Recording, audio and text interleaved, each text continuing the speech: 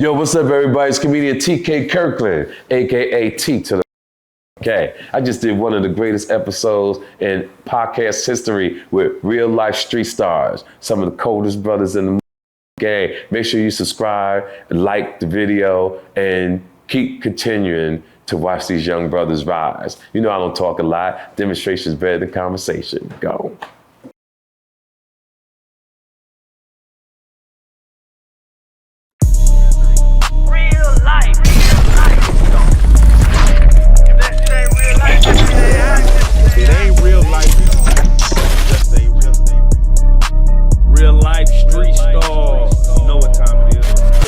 Everybody start clapping right now. Hey! We got an OG in the building. Y'all ain't funny like this. No, hell no. TK Kirkland in the building. What's up, brother? Hey, how you doing, man? T to the motherfucking K. Hey, I just gotta ask a question, man. Under every viral interview, there's a TK Kirkland YouTube. Yeah. Is that you or not, bro? Nah, that's not me, yo. I got someone impersonate me, but hey, that's when you know you made it, right? That's how you know. I don't know who has that kind of time, but he's on everything. Have you ever tried to respond to him and say, man? Yeah, I sure have. And I kind of like threatened him and all that. But then Instagram was getting ready to ban me for talking shit to me. Damn. Yeah, so it was a violation of community service. They wasn't looking at it as I'm talking to me. They looked at it, I was threatening myself. Oh, that's crazy. I had to leave it alone, yo. Leave it alone. He's still out there. He's still out there somewhere. Yeah, he said, and then I started thinking, might as well just let it go ahead and let them do what they do. Man, I ain't gonna lie. I was like, man, you're a good ass troll, bro. Everything. He on everything. Troll your own content. Yeah, he rolling, yo. Now, everyone knows who's on this couch, man. TK, you've been going crazy, and especially even your, reliving through even the Vlad TV conversations. Mm-hmm. People throw the word legend around a lot. You are a legend. Thank you. But sir. I'm just curious, what in the comedy world, what do you consider legend? Like, what criteria does somebody have to get for you to say, yeah, that is a legend? I would definitely say Eddie Murphy. Yeah. No, I mean, even more so Eddie Murphy, what criteria does someone need to have to be considered a legend? You have to be a rock star, because to me, I saw what a rock star was. That was Eddie Murphy, because he had the blueprint. He was selling out stadiums. He had men wanted to be like him, women wanted to fuck him, and that's the definition of a rock star to me. You know what I mean? And he just had it all. So I've never seen nobody other than me pull that kind of have that kind of swag that Eddie Murphy has. So that's my definition of a rock star. If you was to give someone next up to Eddie, like just from what you've seen in the comedy world, someone maybe that's not even known, who would you say got that aura of what Eddie had back in the 80s? Oh, me, for sure. Yeah, there is no doubt about it. Me, for sure. I'm not even going to give nobody else that. Oh, I said, there's no third runner-up? Yeah, nah, I'm not going to. And the reason why I say that, because I'm the architect of the stand-up thing. I can't really go around saying it, because it's to young people, it's cocky, it's arrogant.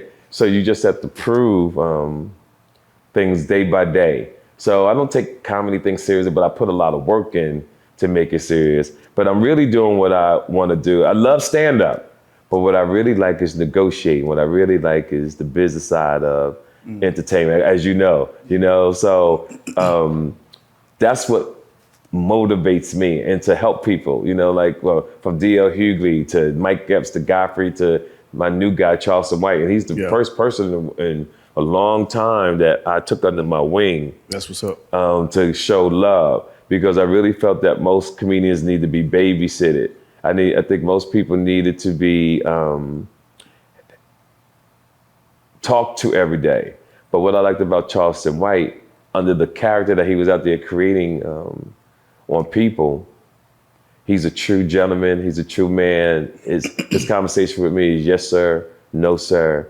And that's the kind of respect I like from people. And I'm glad that I had a conversation with him, because he was on my radar, and the opportunity permitted itself. And I say, he met me in Vegas. I took him out to Brooklyn. I did a Tony Soprano, paid for his whole staff food. I just nibbled on the couple pancakes real quick, Yeah. pay the bill, left a big tip, walk out the door. Yeah. You know, that type of shit. Yeah. Yeah, that's how you shit. do it. You don't sit there and have a whole meal. Yeah. You just want to look in a person's eye to see their character. So I saw his character, and, you know, regardless of what the world sees and what they might say, because his perception has given most people a negative vibe. Right. And I don't really want him to clean it up, because I really like that he can attack somebody and go off on them and know the research of people.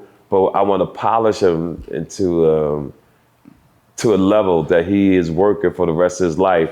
After I was telling you, after this internet sensation thing blows over. And that's all. I'm just doing my part, what I came here to do, and that's to help people. Nah, that's what's up. I'm just curious, what was the video that stood out for you that made you a Charleston White fan? Because it was a little bit of all of them. But if I really had to say, it was when he was attacking T.I. Oh, okay. and he kept coming back, and he always had accurate information.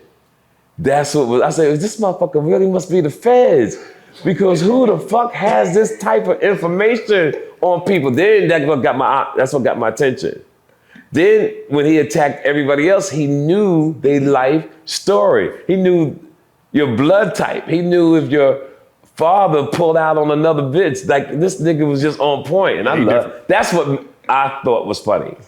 So I gotta ask, with the Live Nation, right? He had a prior situation with academics, and I never knew that until you guys told me that. Yeah, and he had the China Mac situation where he went in on China Mac, and then they pulled him from the show, but you were able to get him back on. Did you meet any hesitation from Live Nation when you tried to get him in? No, boss. Like, there ain't nobody fucking with me. Like, hey, I don't do that. Like, but until you guys what you just told me, I never knew he had a problem with Live Nation or any of these other people. I truly just brought it. It wasn't like I was doing something to get back at anybody. Yeah. I was doing it because that's where my heart was. I was doing it because it was organic to me. And I just wanted to put him on. That was it. Well, we just had him here. He was definitely thankful. He really shouted you out for bringing him back to that situation and giving him the opportunity to even do the House of Blues on the 28th in Dallas, which is going to be sold out. Yeah. I'm curious, did you ever have a Charleston White type character? Because I know you've been in the game. You done seen some things. Did you ever have a Charleston White type character who says, I'm going to tell on any No. You ever had that in your life when you was growing up? That guy who just... And that's what makes entertainment great. You know, like the guy who dresses up like a woman. What's the black dude name that's on the billboard? RuPaul? No, not him. Oh, Tyler Perry. No, who else? The rapper. Oh, Young Thug. In the early days? No, the guy that's out now. He had the Crab Shack in ATL. Blame it on Quay? Blame it on No, guys. He's the rapper that got the nachos commercial. And all that with the blonde hair. He's on all the billboards outside. Lil Nas. Lil Nas X. Yeah. Goddamn, there's so many options. Yeah. What you going through there? Yeah. And y'all really, the kind of money y'all making, you'll need to invest in more than one mic. Like this one mic shit, pass it around. You're the first person to call it out. Yo, that's fucking hilarious. I'm like, and it's distracting me. I'm like, did these niggas really pass it around one fucking mic? The reason we only have one mic is because everybody's going to try to ask you a question at the same time. You still can have more than one mic. We got one. Okay. We got 30 mics in this Okay, yeah. We still use them. When y'all go to your new spot, everybody have a fucking mic. Let's go, TK. Let's go. So to your point, you were saying you didn't have a guy like that, like Charleston. Yeah, we never had that. And that's what makes rap, country music, if you're the first to do something, you stand out. So Pioneer. Charleston did something that stood out, and boom, the rest is history. Now, the thing that Charleston kind of did is he kind of exposed a lot of the street cultures and really that people ain't living what they say they living. Right, Niggas right, that's ain't true. standing on shit. Right. You come from the streets. Like when you see him exposing some of this shit, what are your thoughts? Like, damn, we have been misled or... Yeah, but when you listen to Charleston, it's not just the streets, it's the world. Right. We all have been lied to, we all have been manipulated throughout this world called life. And whether you're a church goer, whether you think you're righteous, we all have been lied to a level of we walk blinded because we know the truth, but we don't say nothing about it. And that's in all aspects from gangster rap to politics. I mean, look what's happening to the Republicans defending Donald Trump. Like, they know that it's a lie, but they continue to say that it's the truth. So it's the whole world, man. And I talk about habitual liars because I stand on character, I stand on strength. And when I find men lying about things they don't have to, or men who are lying about things they haven't accomplished. Yeah. All these things irritate me. So I move by myself, I roll by myself because I move a certain way and I don't want to take a chance anybody rolling with me and they happen to be something that I thought they was and they not. So let's go all the way through there then. You mentioned Eddie Murphy. And of course, shout out to your Drink Champs interview. Yes. Touched on 1 million less than 2 months, going crazy. They gave you a plaque. Congrats. Yes, thank you. But you did tell a story about Eddie Murphy, Charlie Murphy. Yes, and but what I didn't say at that story, that was going to be my last time talking about Eddie Murphy and Charlie Murphy. I'm glad I'm saying it on your show. Now, let me tell you why. The reason why that has to stop because it happened before you guys were born. It happened in 1982. It's way before I was doing stand-up comedy. And it keeps revisiting my life. And like I was saying on an interview yesterday, the thing about life is about evolving in life. What have you become since you was a so-called menace to society? So I want to stand on what I've accomplished, the man I am today, not about the crazy things that I did when I was 21, 22 years old. Oh, is that how old you were back then? I was 21, 22 years old. Okay. Yeah, I'm 63 years old now. And as you're saying that, thank you for even prefacing that because again, we do want to stand on like what builds us up to this moment. Yes. And of course, no one knows what no one knows where trajectory is going to go with people's lives. Yes. But at that time, and I'm just curious, this is just for you and your mental.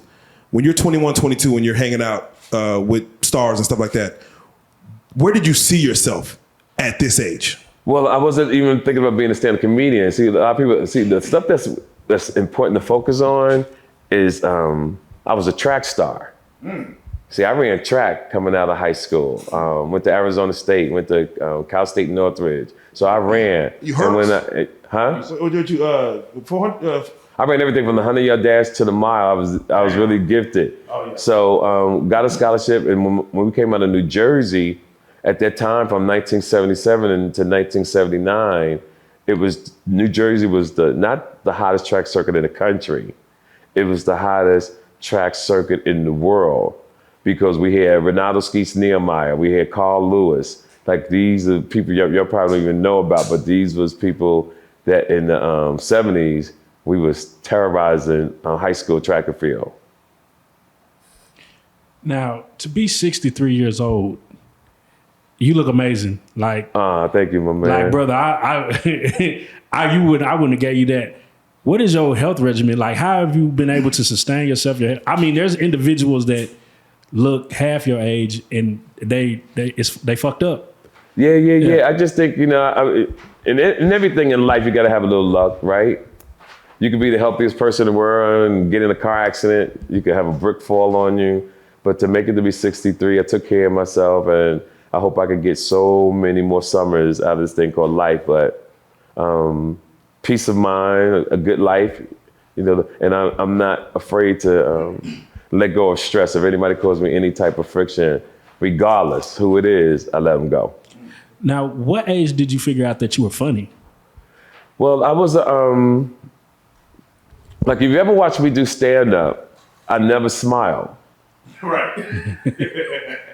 Because I'm not really looking at it as a comedian. I'm looking at it as a person who sees the world, but gives a little twist on it as a stand-up comedian to make it funny. I'm really just giving my opinion with a little bit of sarcasm. That's all.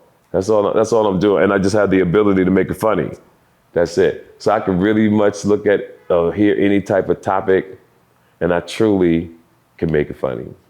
Now, I ain't gonna lie, like I love comedy. Like I go to comedy shows all day long, right? Yes. So I Googled just to see what your latest stand up is, because we all know you funny from back then, Right? And it's like, damn, is he still funny now?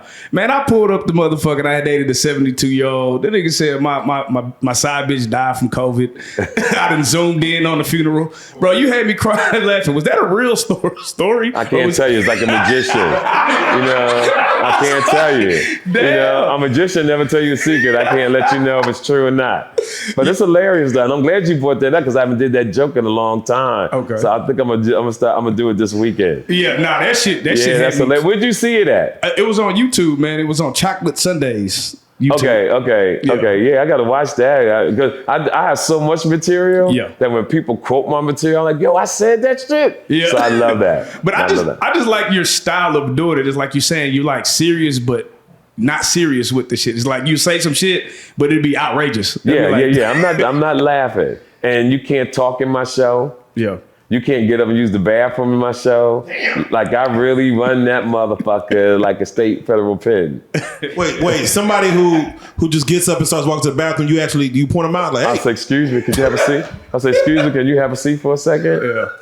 And they'll sit down and say, excuse me, the next time a motherfucker get up, raise your motherfucking hand. Yeah. And they actually raise their hand. And I say, okay, give them a round of applause. And now sometimes I get niggas that's tough, like, they think they being bitched in front of the girl. But when you come to a comedy show, you should be open to anything because it's really about fun. Yeah. I'm not doing it to punk you. Yeah. I'm doing it to be fun because once the audience see it, it's all entertainment. Now but it was a couple questions I had that spawned off of that, right? I was like, when the man died, the side bitch be at the funeral. But on the opposite, would you really go to the funeral of the side girl? Just be in the corner crying like yeah, I've done it. I've done it. Oh shit. Yeah. Damn. Yeah, I when I was young, I pretty much did everything I think you should do in life because if you live long enough and your mother or your father or a good friend is dying slowly, and what my mother said to me years ago when she was passing away, God bless her, she said she wished she'd lived her life differently. See, so people take life for granted and you don't live life. And I think life should just be this amazing trip and journey that you do nothing crazy. You want to murder nobody or do things that's harm, but you should really live this thing so that when your day is done, you can actually say, yo, I did my motherfucking thing. And I hope I get to say that. I did my motherfucking thing. So these shows right here help me to reminisce about the things I've done because I don't move like a celebrity. Not at all. No, I don't move like a celebrity. I don't all that somebody working for you, 8 people with you. I don't do that. And that's why I enjoy Charleston. Like a grandfather watching his son. He has the entourage, they smoking weed, they really living. Oh yeah. And I'm in the corner and shit laughing. I done did because this shit is hilarious to me, right? Like people really love this shit. And I mean, don't get me wrong, I like the money, but man, I get my thrills out of watching other people like that. I just love that. Wait, hold on. And you said that you were a neighbor to Prince, but you didn't know who Prince was at Prince at the time. Richard Pryor. I'm sorry. I apologize. Richard Pryor. So Richard Pryor. Yes. And were you a fan of Richard Pryor? Comedy wasn't on my radar. I was going to college. I wasn't going to see stand-up comedy and all that. I think what got me to start doing stand-up comedy is because I had admired Eddie Murphy. I see. See, when I saw the Rolls Royces and this house this nigga was living in, and we was hanging, and me and him were born on the same day and year, by the way. Oh, dope. Now we're both 62 years old. I always say I'm 63 because I have a reason, a metaphor, not a metaphor, a reason why I do what I do. Everybody in my family died before they was 40. Oh, wow. So what I do is to promise myself, and I don't like liars, I always say that I'm a year older so that I have to make sure, boom, I make it to 63. Now, you had mentioned you saw the cars, everything that Eddie had. So you saw the business of comedy. Yes, I saw the business of comedy. But I've always been a businessman. So that's why I don't have a manager. That's why I don't have an agent. Like everything you have seen, I've done myself for 37 years. And I also did that for other comics and made them very successful. What is it some things about business that generally people don't know that they need to understand? Common sense. You got to know common sense. You got to know numbers, and you got to know there's a vibe. Like the big thing that's been going on lately, I thought the Michael Jordan deal with Nike was the worst deal, and people you guys age and young people was like, oh nah, he don't have to do nothing. He's getting 200 something million a year. But I was saying to people, it's a bad deal to me. Like I asked Calvin yesterday, I said, Calvin, would you take the deal? He said, no, it was Calvin's his other guy, his friend. And he said, yeah, I think I'll take it. But that's to them. To me, it's a bad deal. And let me put this out in the universe.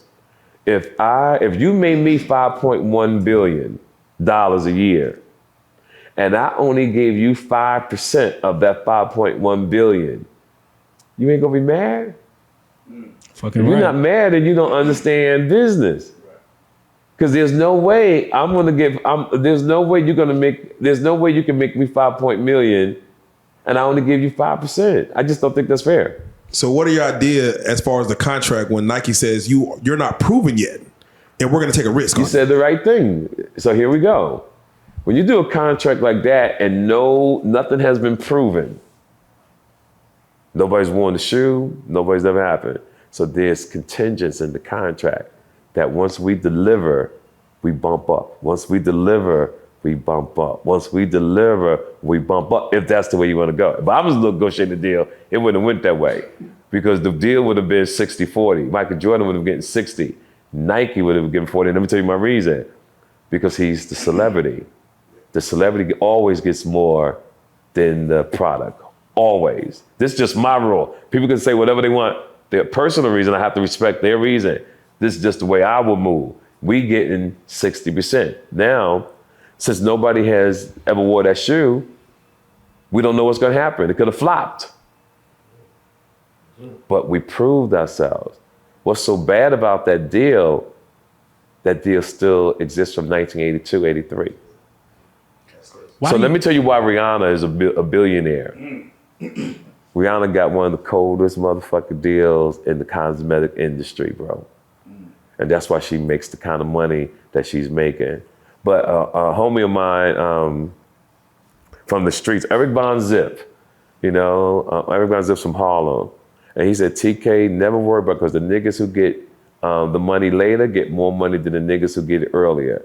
And my point example, there's no ball players right now better than Larry Bird and Magic Johnson. But Magic Johnson and Larry Bird are not getting the kind of money these young kids are getting today.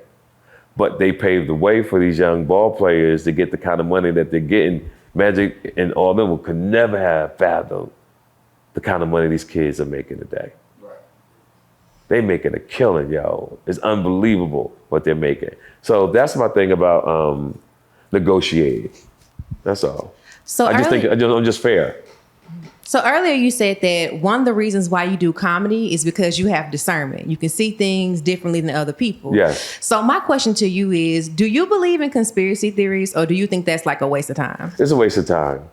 Yeah. People don't use common sense. Like people say, oh, they're gonna make, like in basketball, if it's 3-1, they're gonna say the ref's gonna fuck up the games. The ref's gonna fuck up the game so it can go to game 7. And don't get me wrong, I'm quite sure that some refs are on the take all the time, but it's not always like that. There's some things that's just factual because to create a conspiracy theory, even though you know the truth, Donald Trump is a master of it. He knows the facts that they got him, but he can just go on the radio, press conference, and put that in the universe, and people gonna run with it knowing the shit is a lie. Expertise. He has it down to a T, Donald Trump. Masterful.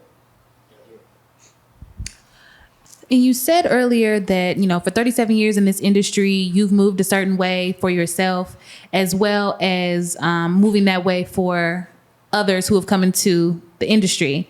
And it's been written that you helped start the career of some other legendary comedians like Jamie Foxx, Theo Hughley, Mike Epps. Is there truth to this? And if so, can you tell us about it? Yeah. If you read everybody's books, DL, I'm in his book. Mike Epps, I'm in his book. Godfrey, I'm in his book. It's no secret. It's just that like I have a rule. I stay low key, and I never had to really prove anything to anybody. People see me now like, yo, where the fuck he come from? But everybody had to come through TK back in the early late 80s and 90s, because I had all the comedy clubs, like the Martin Lawrences, the Tommy Davidsons, all had to work for me. But I had a crew. Me, my man Shannon, we was street hustlers, and we paid more to the comics than any other comedy club was given, because we were in the white comedy clubs yet. We wasn't in the comedy stores, the Improvs, the Funny Bones. It was the Comedy Act Theater, it was the Birdland West, it was the Palace in Hollywood. When I still see I was on stage one day and it was packed, and I see Will Smith, Mike Tyson, Tiny from Fridays. All of us was just really getting our start. But if you look in this business and you didn't know me, you didn't like, oh, why TK ain't blow? But a lot of people didn't know I was already rich before I got into the game. Like when Dio used to come over my house, I'll never get it. He's like, yo, how the fuck you living like this? Because I've always been smart, always stacked my money.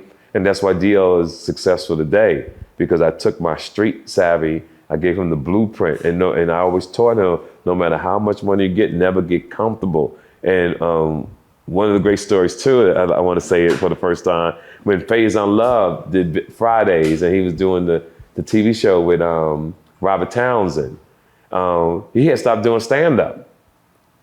And I called him, I said, yo, you got to get back doing stand-up because you left so much money on the table. What the fuck you doing? Faison Love now is doing stand-up comedy, and he'll tell you that story. Yeah. Man, so being such a big brother in the game to a lot of individuals, do you feel responsible for, like, if a person doesn't make it? Like, No. We all men. You know, at the end of the day, everybody know how I move. I'm a man. If you make it, you make it. If you listen to the blueprint, you listen to the blueprint. I know my purpose on this planet. I did what I have to do for people, and I put them in position. Basically, I bring you to the dance. It's up to you to find out who to dance to. Just like my son, I remember one day he was hanging out. Just like me and my son was hanging out. I was sitting home in my house, and my son said, Dad, I want to go to the Lil Wayne concert. And I don't really go out, so, I said, let's go. And one of my friends from college was there, and he works for Interscope Records. So I said, yo, Troy, can you give my son a job? This is 8-9 years ago. And they exchanged phone numbers, and my son constantly stayed in touch with Troy.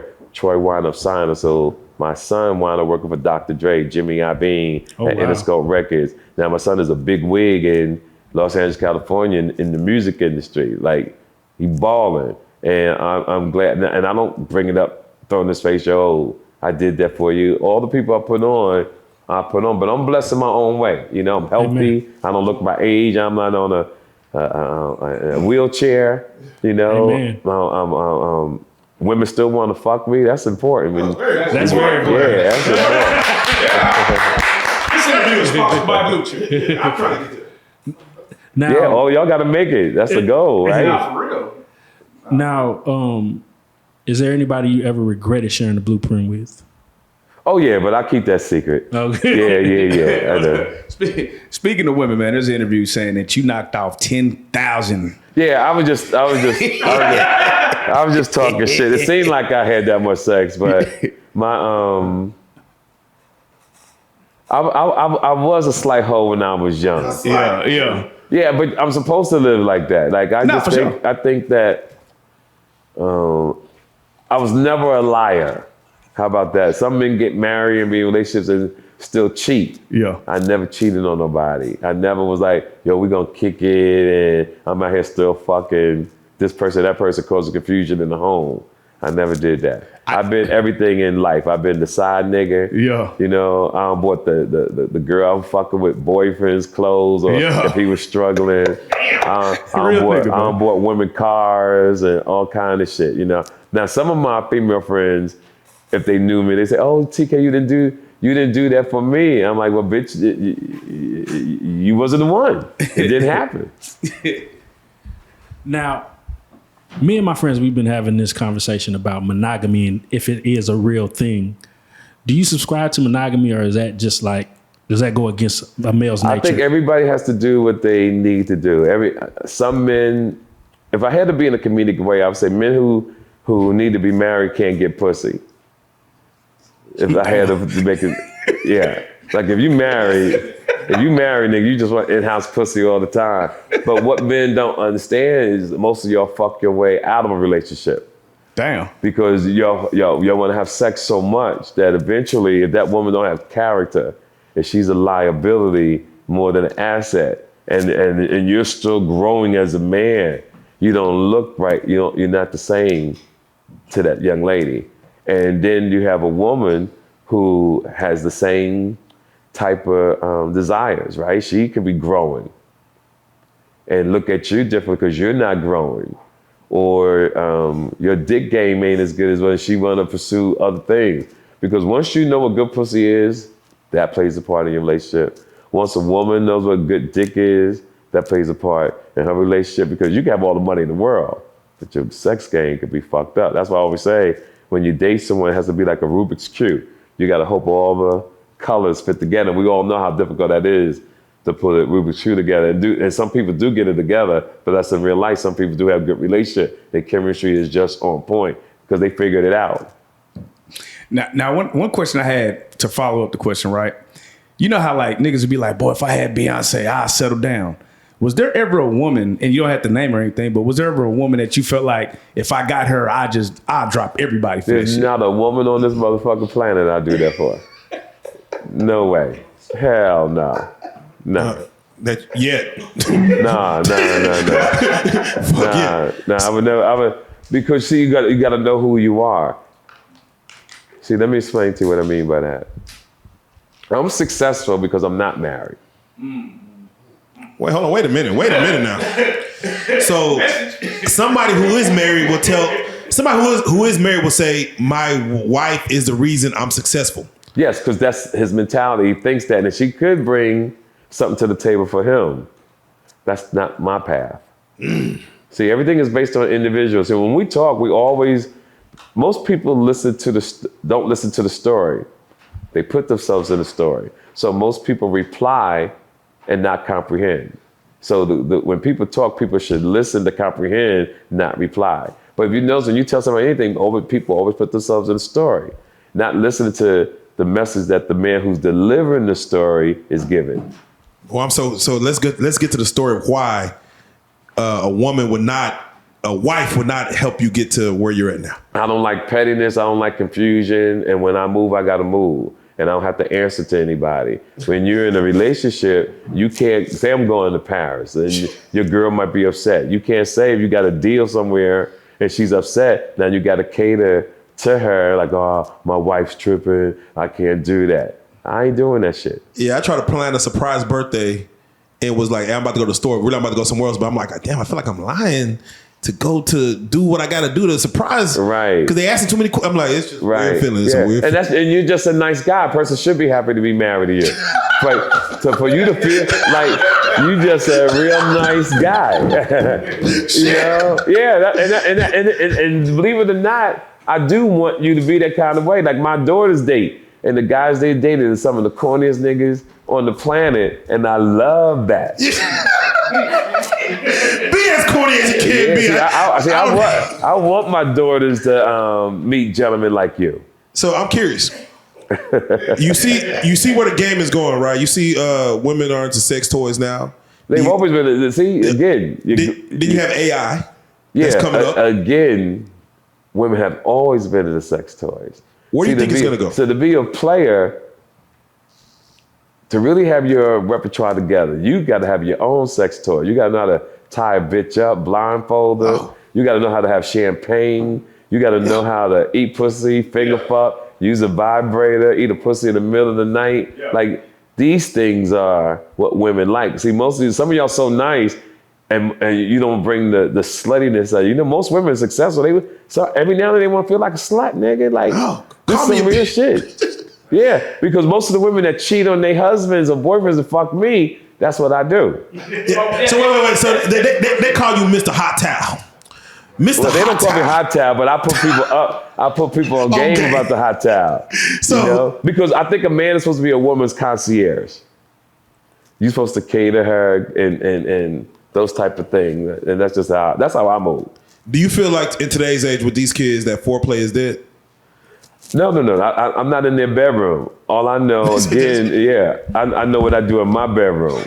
Yeah, I don't know what the kids are doing in their bedroom. So what are your thoughts on the honey pack and like the enhancements? Is that cheating? Explain that. I don't know what that is. I think I'm too old for that. But like you know, like let's say like Viagra or enhancements to keep you hard. Is that cheating or no? I think we're all going to need it. I'm not there yet, but I've said to myself, if I ever took a Viagra and a bitch stood me up, could I sue her in court? Because I'm gonna talk to the lawyer. I'm gonna know, I got a hard dick. Can I sue her for half the pill or for the whole pill? Because I was assuming we was going on a date and she stood me up. Like, I'm not gonna sweep that under the rug. Now, you said you've been a side nigga. You've dealt with side women. You've been to side chicks' funerals. Yes. So, in your eyes, can cheating be forgiven? Like when your significant other cheating? No, not me, but you got to know who you are. See, most men can't get another woman. These are facts. Most men say, "Oh, I love her so much, I gotta have her."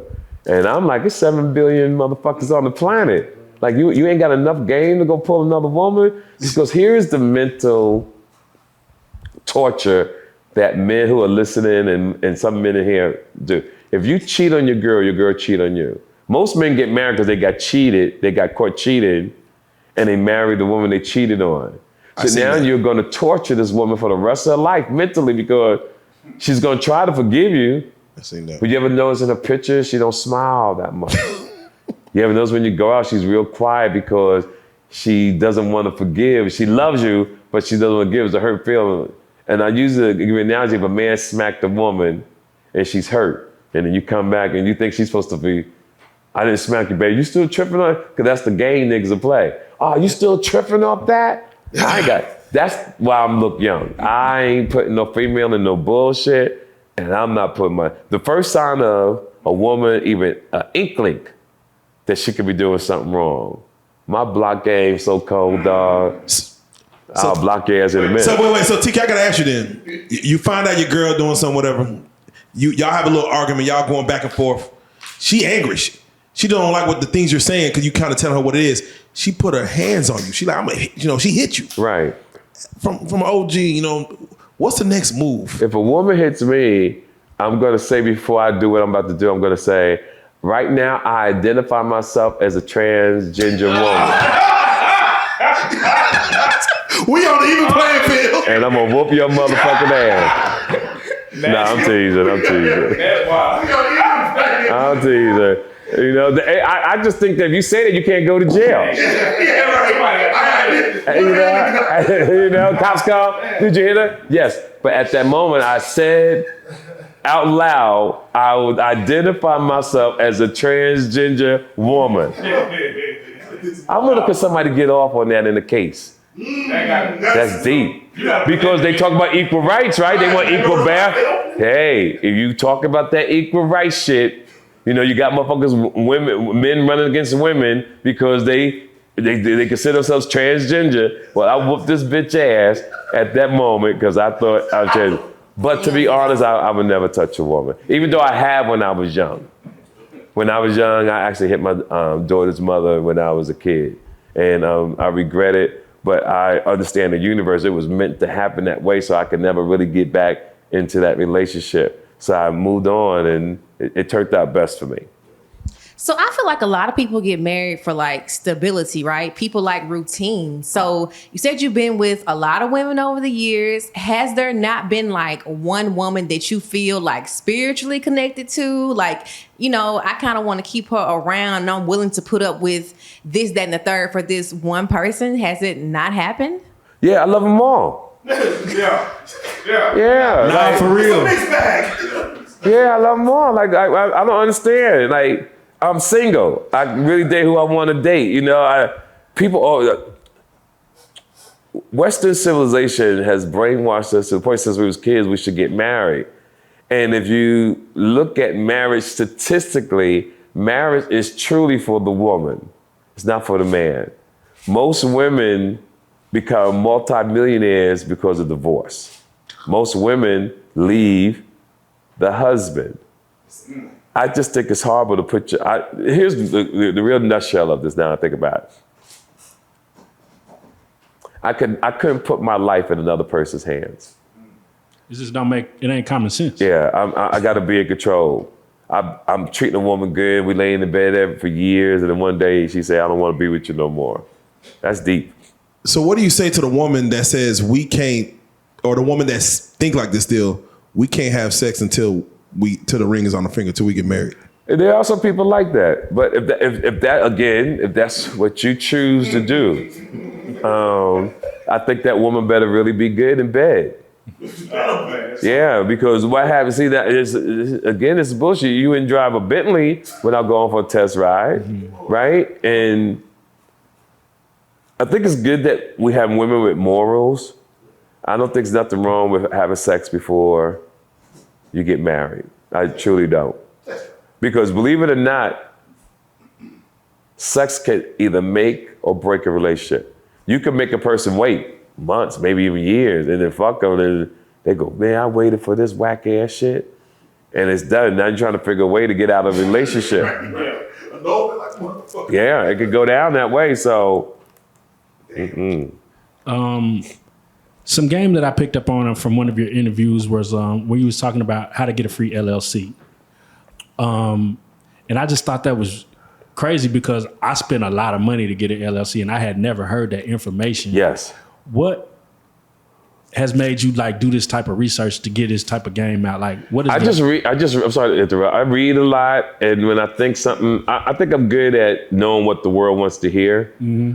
And I've been doing this so long that Inkfile started charging by the time I did Drink Champs. I want to tell you that because I did exactly what you said. Yes. I went to Inkfile, did I did all that. Yep. And the moment that the Amex card came in the mail, right when the Amex card came, I was like, "Oh yeah, let's do it."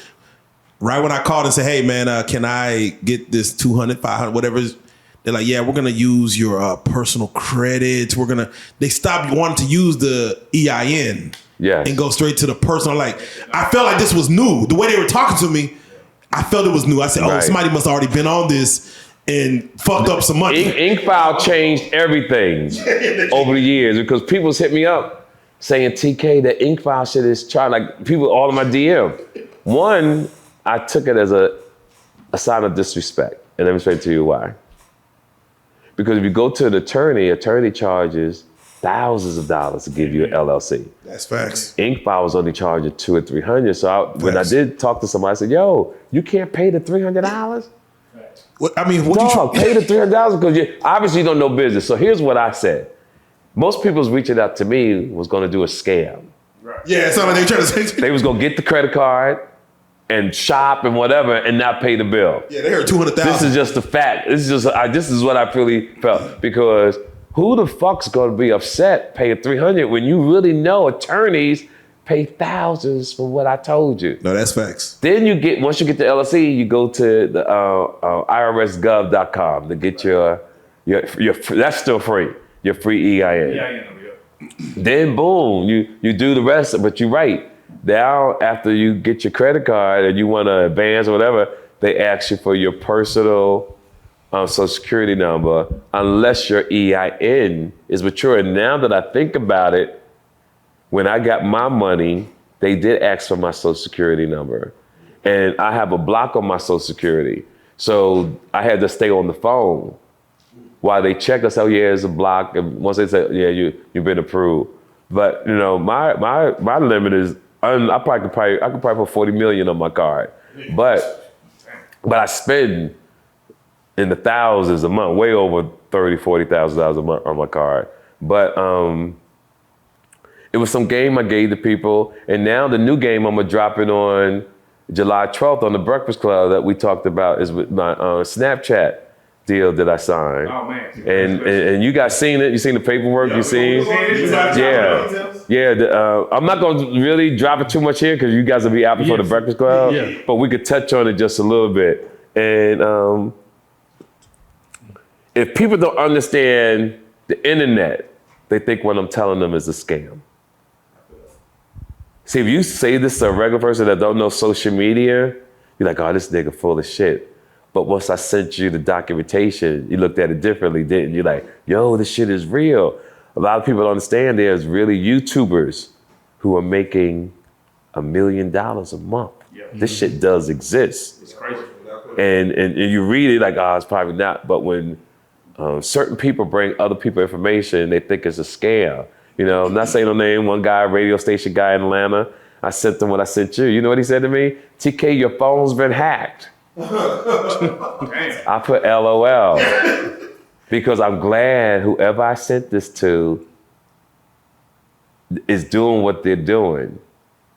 So when they see what I'm about to say in a couple weeks, I can't wait to laugh at them because this is truly an opportunity of a lifetime to put people in position to make more money than they could ever imagine for taking a fucking picture. Do you understand? Like I come from an era where you couldn't get 3 niggas a year to be on somebody's picture because that's how you got indicted back in the day. Mm-hmm. It was taboo. You had a party and motherfuckers take your picture. Niggas would go get your camera or your Polaroid because we didn't want to be on pictures. When people take pictures, you actually walk the other way. So you're an OG in the game. Typically, OGs aren't as affluent in social media. Was that something that you had to get into, or was that on your radar? Were you on it at first? Like, how did you get into social media? Yeah, I got friends. Mostly all my friends are 10 years younger than me. Really? So I had to get into this game because you get left behind. Give you an example. My son is the reason why I got on the Breakfast Club. And because me and Charlamagne goes way back to Wendy Williams. See, Wendy Williams is a fan of me. Wendy Williams loved me to death. Yeah, God bless Wendy Williams. And Charlamagne was the sidekick at that time. So when fast forward years later, Charlamagne is on the radio and my son is like, Dad, you need to do the Breakfast Club. I'm not fucking with the Breakfast. I said, Charlamagne and they kids to me. Did the show. I didn't understand what views were at that time and what that meant. And my views were so high that it caught the attention of Vlad.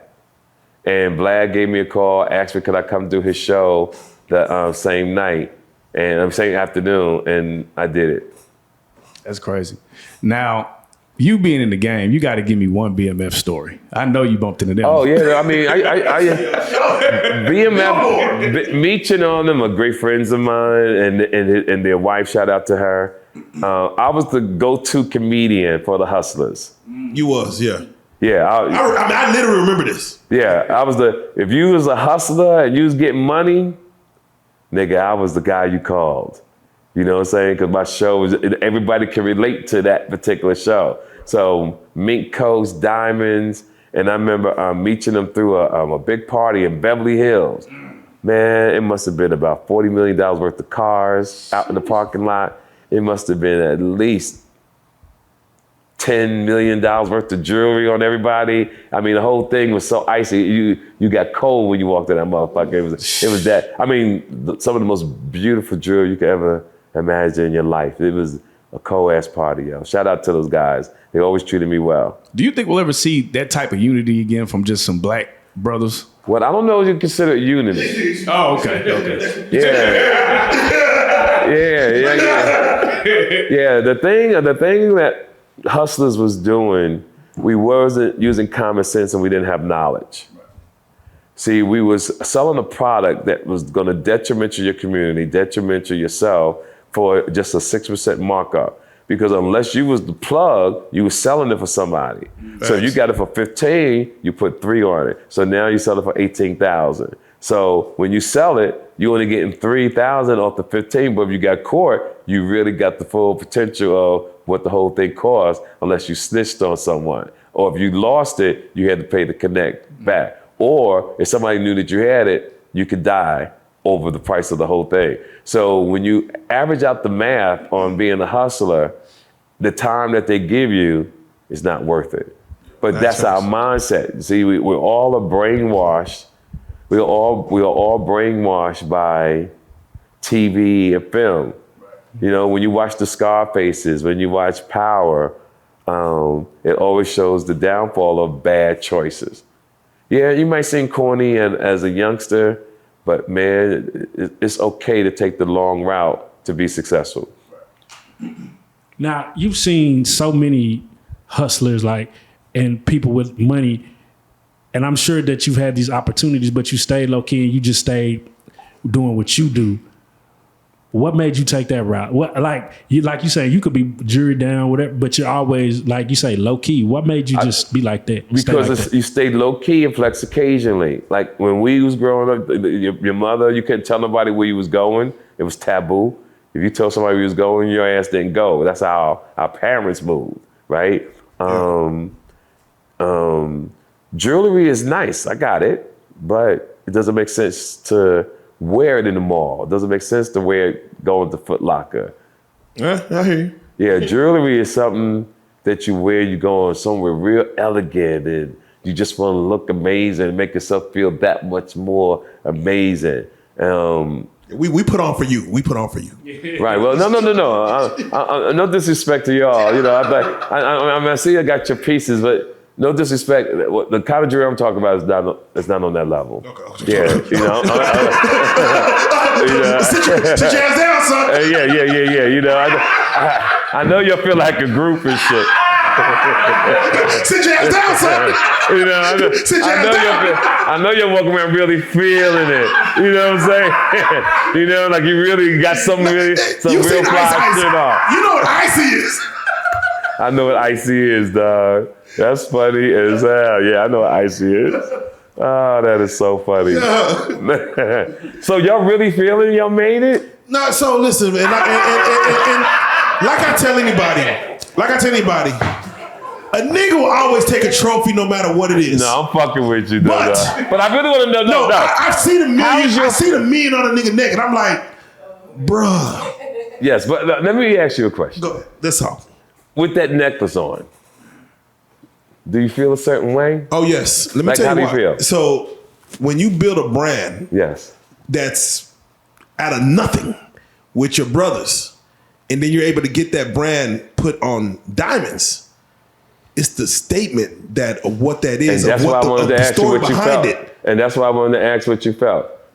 Because give you an example, if you watch Pt.1 watches, I think I pronounced it right. With the AP? The AP. Yeah. You saw what happened today, right? No, what happened? What The happened? decline of the watch has declined for the first time ever in 30, 40 years. Are you serious? Oh, damn. Yeah, has declined. So, you know, we got the diamond watches, but you know what watch really should cost 10 million or $1 million? An Apple Watch. Nigga, not for real. Because the Apple Watch, that thing do? you can talk on the phone. If you lose your phone, it could tell you your heartbeat. It can tell you how many miles you walk. It got contacts in the phone. You can put your GPS in. It can tell you which way to walk. Yo, this is the only watch you need in life.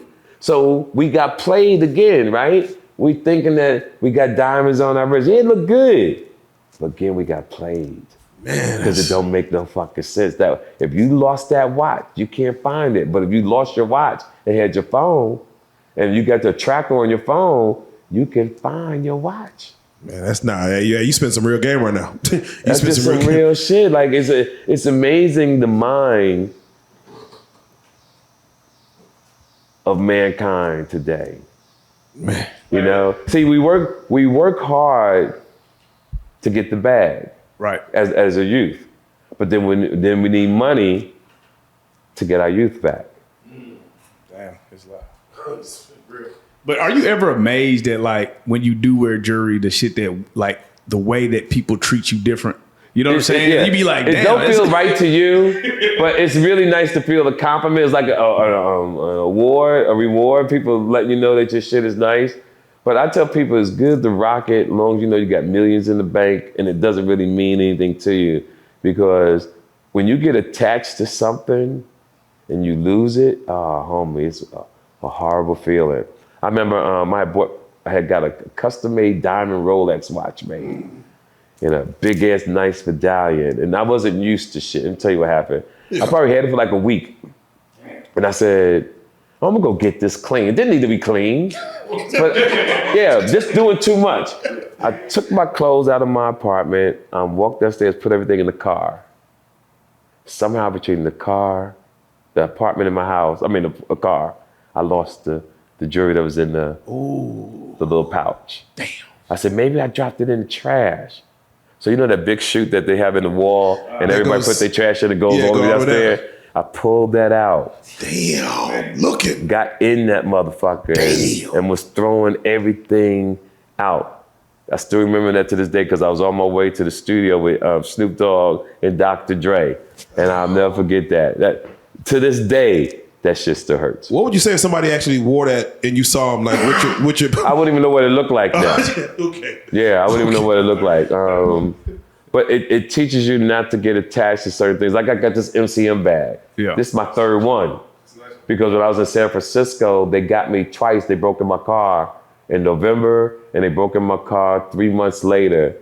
And it hurt because I got comfortable walking into the restaurant with my daughter and not thinking, I'm in a nice neighborhood. And I actually stood there and looked around to see if I saw anybody, but they saw me. And when I went in, they had stashed this damn bag.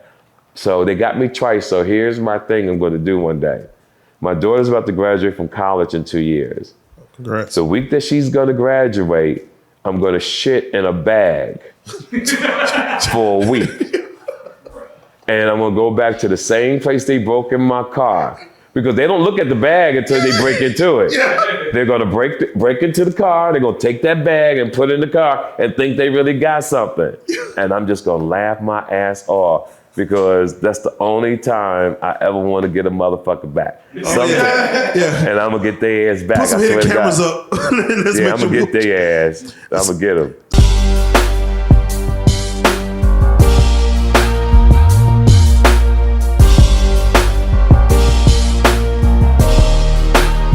Shout out Reallyfe Street Starz, nigga. Move it. Hey.